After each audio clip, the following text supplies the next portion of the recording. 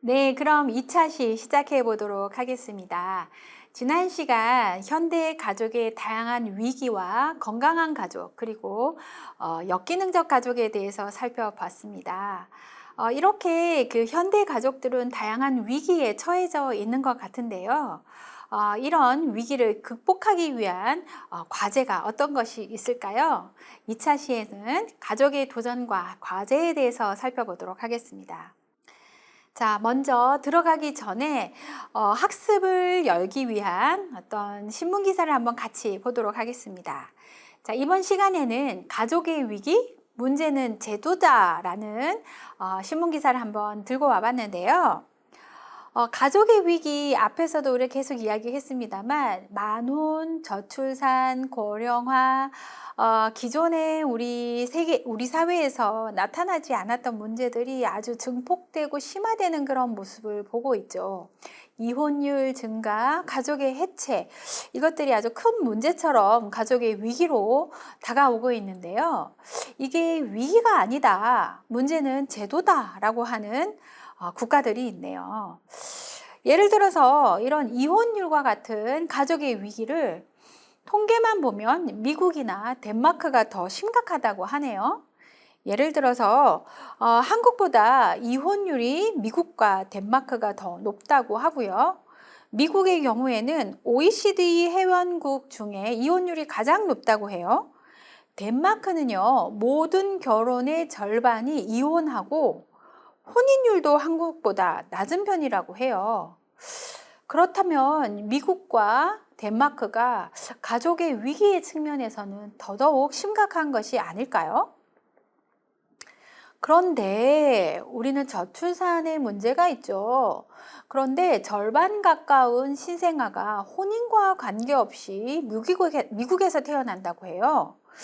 덴마크에서는 60%의 신생아가 혼외 출산이다라고 하네요. 여러분들은 이런 현상이 이해가 되세요? 미국에서는요, 혼인과 출산이 분리된 형태로 이루어지고 있다고 하네요. 예를 들어서 20대 초반의 여성 중 남성 파트너와 같이 사는 비율이 54%라고 합니다. 동거 없이 결혼해서 가정을 이룬 비율이 20%에 불과하지만 동거 후에 결혼한 경우에는 20%, 계속 동거 중인 상태, 즉 혼인하지 않고 또 새로운 파트너와 동거하는 경우가 60%에 해당한다고 해요. 동거 기간에 자녀가 생겼음에도 5년 내 관계가 끝나는 경우가 50%다라고 합니다. 아주 흥미롭네요. 1990년대 이후에 결혼보다 출산을 먼저 하는 경우도 있고요. 남녀 모두 출산과 혼인을 분리된 생애 이벤트로 생각하는 현상이 두드러지고 있다라고 합니다. 자, 이렇게 미국과 덴마크의 상황이 더 나쁜데도 두 국가는 가족이 삶과 생활의 중심축이라고 인식한다고 해요. 그 이유는 무엇일까요?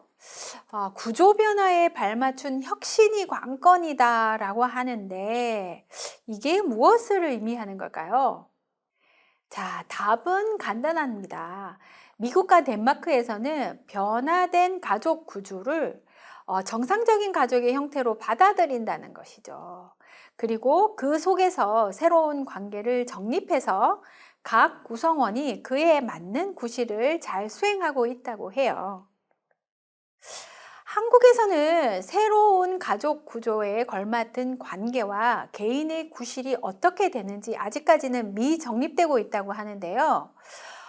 미국과 덴마크에서는 이혼율이 높고 또 결혼하지 않고 자녀를 하는 경우, 그리고 동거를 통해서 자녀를 낳는 경우, 이런 모든 과정이 가족의 구성원으로 다 받아들여지고 그 안에서 잘 구성원들이 각각의 구실을 잘 하고 있다는 의미이겠죠.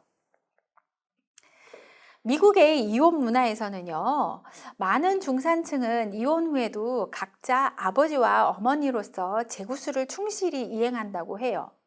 그리고 이혼으로 자녀가 부모 가운데 한쪽과 관계가 단절되지 않도록 제도적 장치가 잘 마련되어 있고, 새로 형성된 가정에서도 파트너는 이를 지원한다고 합니다.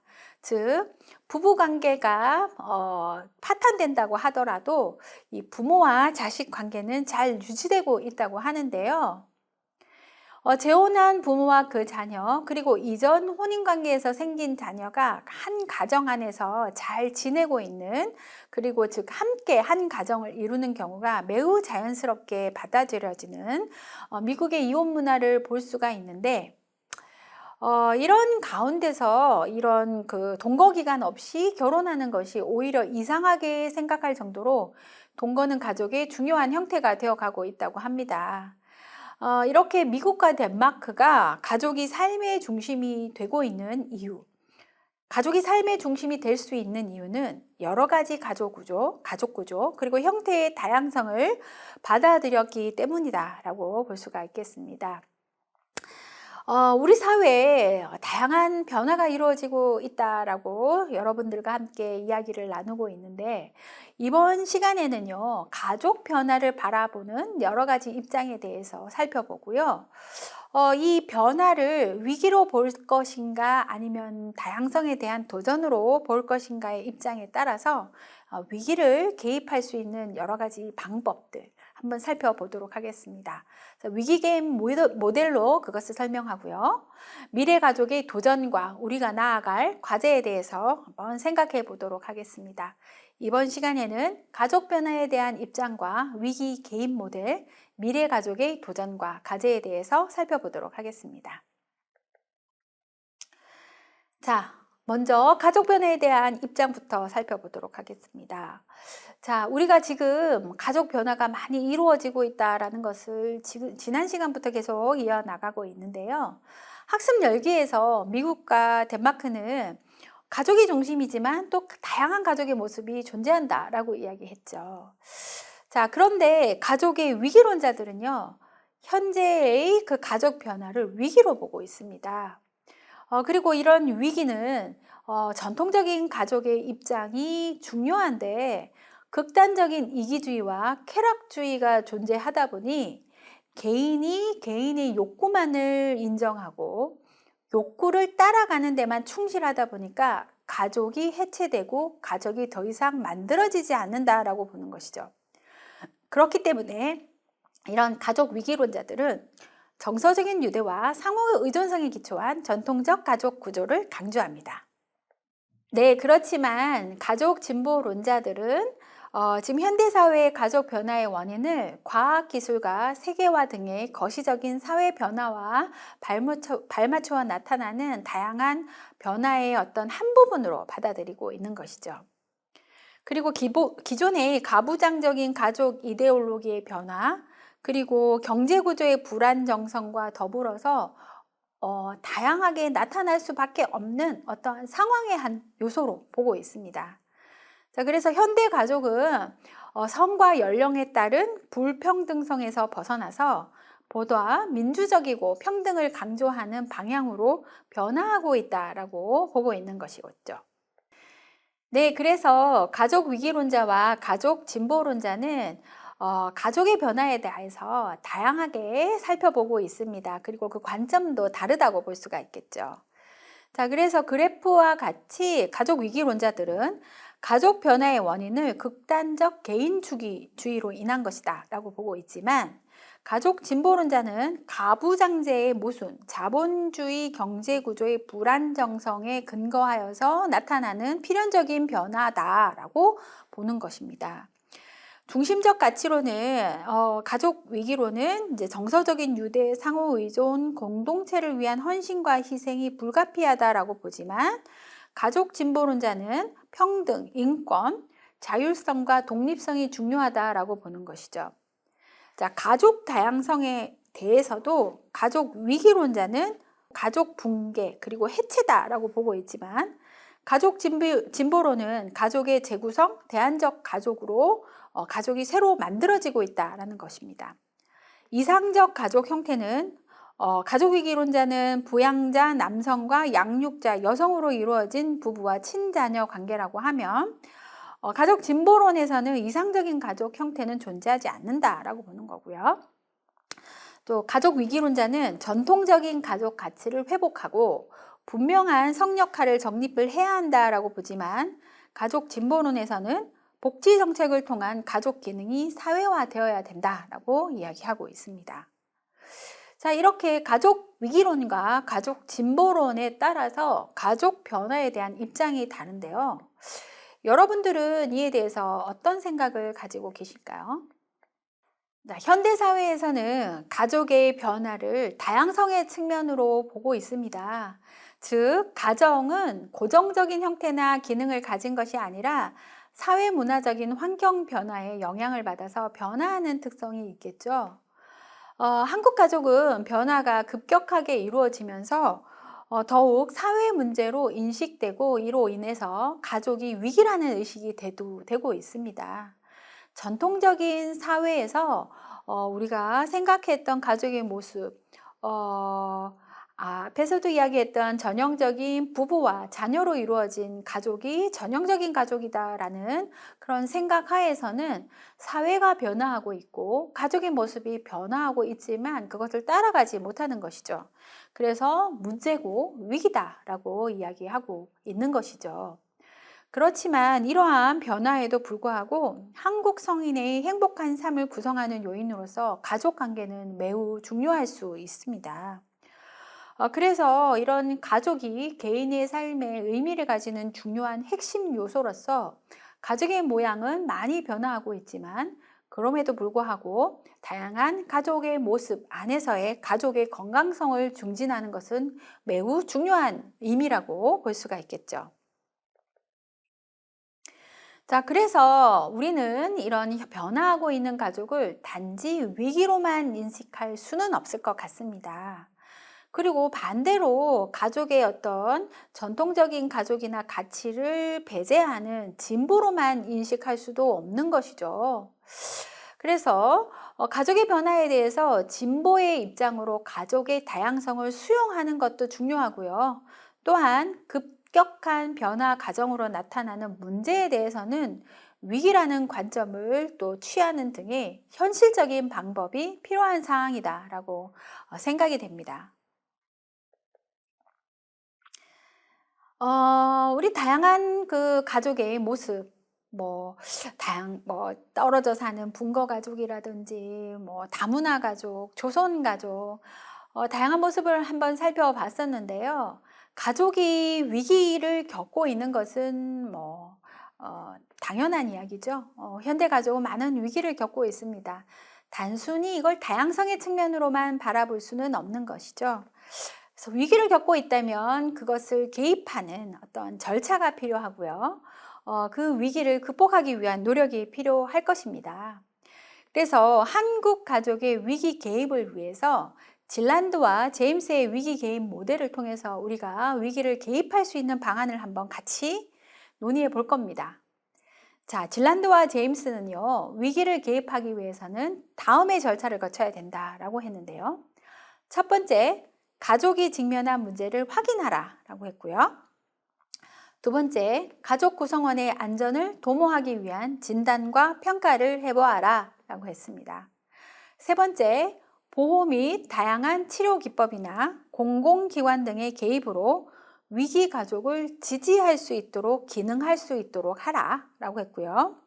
네 번째, 가족의 강점에 기반을 두고 가족 위기를 극복해내어서 보다 나은 미래를 계획할 수 있는 대안을 탐색해 보아라 라고 했습니다.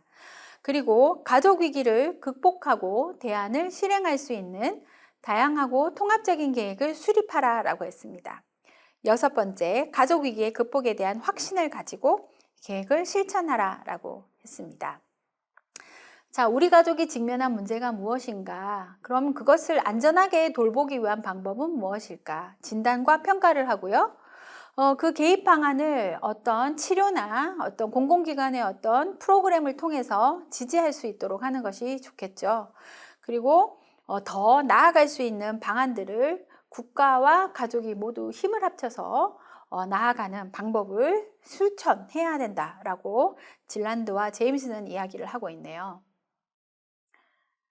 자, 이렇게 우리 가족이 직면하고 있는 여러 가지 문제와 관련돼서 여러 가지 노력이 필요한 상황은 맞는 것 같습니다.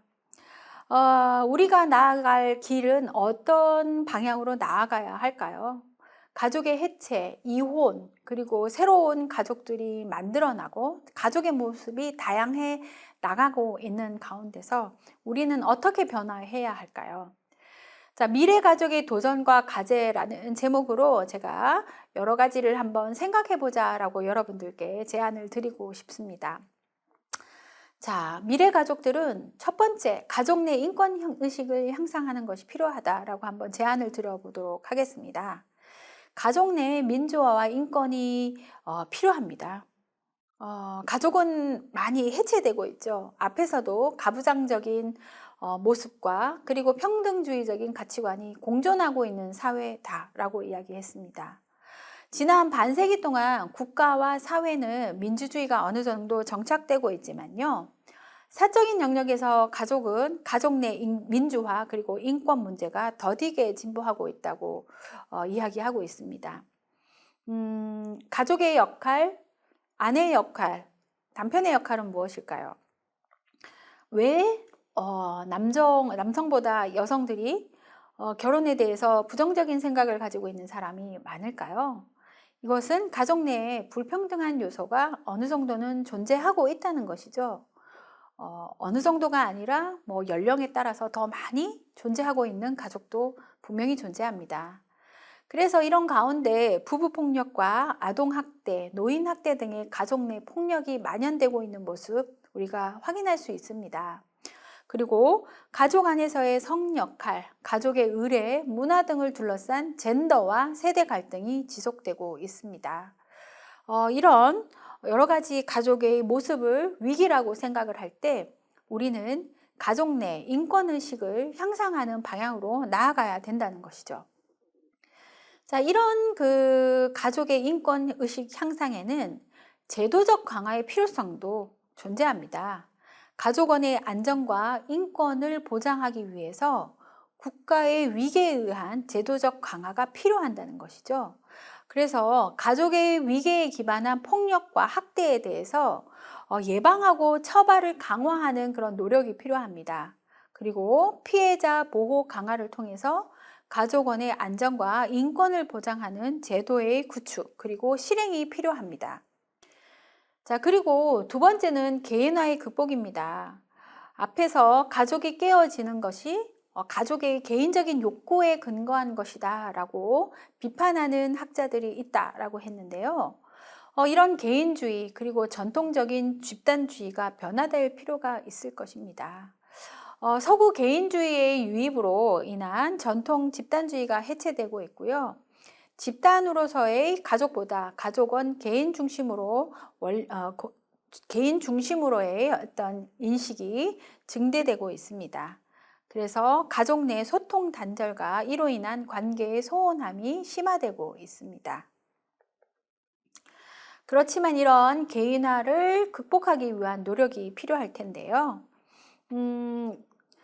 함께하는 삶보다는 나의 삶에 집중하는 그런 모습은 결국은 주변에서 도와주지 않는 그런 사회적인 문화 때문이겠죠. 그래서 이런 다양한 방법을 통해서 개인화 극복을 위한 여러 가지 노력을 해볼 필요가 있을 것 같은데요. 예를 들어서 일하는 사람의 돌봄권 보장을 위한 제도를 정비한다거나 생애주기별 관계검진 프로그램을 가동하여서 부부 및 가족 관계를 점검한다거나 가족의 유대를 강화할 수 있는 가족 여가문화 조성 환경을 구축하고 가족 단위의 시민활동의 확산을 지원하고 마을 단위나 학교 기반의 돌봄 인프라 서비스를 확대하면서 1인 가구의 사회관계망을 형성하고 지원하며 자발적 돌봄 공동체 모델을 확산하는 그런 노력이 필요합니다. 자, 이러한 다양한 노력을 차후 하나하나의 가족의 기능에 맞추어서 살펴보도록 할 겁니다. 자, 이렇게 개인화 문제 극복을 위한 여러 가지 노력이 필요하겠죠? 다음으로는 가족의 다양성을 지원할 필요가 있습니다. 전형적 가족 담론의 쇠퇴와 다양성의 부상에 따라서 앞에서 이야기했던 전형적 가족에 대한 담론 논쟁은 이제는 더 이상 이야기가 되지 않습니다. 다양한 가족 형태가 인정이 되는 것이고요. 전형적 가족이 아닌 다양한 가족이 주가 되면서 이런 정상가족 담론 논쟁은 가라앉았다라고 보는 것이죠. 그래서 4차 건강가정 기본계획에서 가족 다양성 포용이라는 것이 정책 과제로 추진되고 있습니다. 그래서 모든 가족이 차별 없이 존중받고 정책에서 배제되지 않는 요건 조성에 가족 정책에 초점을 두고 있고요. 우리 사회가 모든 가족 및 가족원을 존중하는 사회, 평등하게 돌보는 사회로 나아갈 때 저출산 문제 해결도 가능해질 것이다 라고 이야기되고 있습니다. 자, 그 가운데 가족 문화와 가족 정책이 다양성 수용을 지향함에 따라서 가족 실천가들의 문화적인 개방성과 수용성도 중요한 임상 역량으로 부각되고 있다, 이렇게 보고 있습니다. 자, 다음으로 미래 가족들은 성평등한 일생활 균형에 가능한 환경 조성에 노력을 해야 할 것 같습니다. 예를 들어 성평등한 일생활 균형 정책이 필요한데요. 맞벌이 부부가 보편적인 형태인 여러 국가에서 인구 감소에 대한 대응책으로서 다양한 정책들을 이야기하고 있습니다. 예를 들어서 아동 양육수당, 모성휴가 및 부모휴가, 남성의 육아 참여, 공공보육의 확대 등의 다양한 일생활 균형 정책이 시행되고 있는데요. 자, 이런 남성과 여성의 차이를 근거로 기존의 일가정 양립 정책이 이루어졌다고 하면 이제는 성별 분업 담론을 해체하고 남녀 모두 일하고 돌볼 권리의 균형을 지향하는 미래의 일생활 균형의 문제로 성평등 일생활 균형 정책이 이루어져야 한다는 것이죠.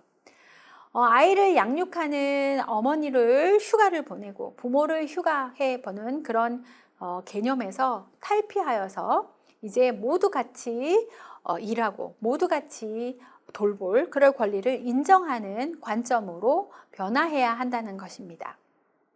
자, 이런 가운데서 보편적 가족 서비스 그리고 디지털 기반 서비스의 확대도 미래 가족에게는 들어와야 될 그런 관점이라고 볼 수가 있는데요. 이런 다양한 가족들에 대한 서비스, 그리고 가족 서비스에 대한 정보 제공, 그리고 홍보가 강화될 필요가 있겠습니다. 그래서 가족 서비스 인프라를 정비해서 가족의 욕구 수준에 맞는 가족 상담, 가족 교육, 가족 사례 관리 등의 통합적 가족 서비스의 접근성을 높일 필요가 있다라는 이야기가 나오고 있습니다. 자, 그래서 이런 다양한 측면에서 가족의 역할 강화와 위기 극복을 위한 건강한 사회를 조성하기 위한 우리들의 노력이 필요할 텐데요. 가족은 사회를 보존할 건강하고 유능한 인적 자원을 키워내는 가장 소중한 원천입니다. 그래서 실제 이 가족 자본이라는 개념은 가족원이 행복하고 생산적이며 만족스러운 삶을 살아가도록 제공되는 인적, 사회적, 재정적 자원을 통틀어서 일컫는 용어입니다. 그리고 그 용어이자 사회에 제공되는 훌륭한 인적 자원이라고 볼 수가 있는데, 이런 저출산 극복, 고령화 사회에 효과적으로 대응하기 위해서 가족이 강해지도록 지원해야 하고 가족 문화 재선이 필요하다라는 이야기가 있습니다. 그래서 자율적인 건강한 가족을 위한 가족의 자율적 노력과 더불어서 가족 생활을 어렵게 하는 거시적인 환경도 우리가 개선하기 위한 노력이 필요합니다. 그래서 빈곤, 불평등, 폭력, 중독 등의 가족을 위기에 빠뜨리는 요인들에 대한 예방과 치료가 강화될 때 건강한 인적 자원을 키워내는 가족의 기능이 회복될 것이다, 이렇게 보고 있는 것이죠.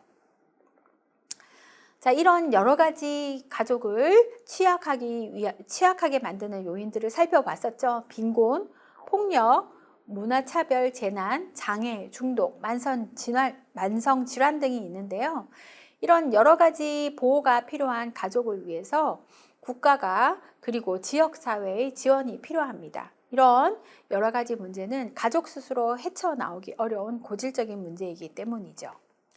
이런 보호가 필요한 가족을 위해서도 결국은 가족 역량 강화와 지역사회의 참여적인 지원이 필요합니다.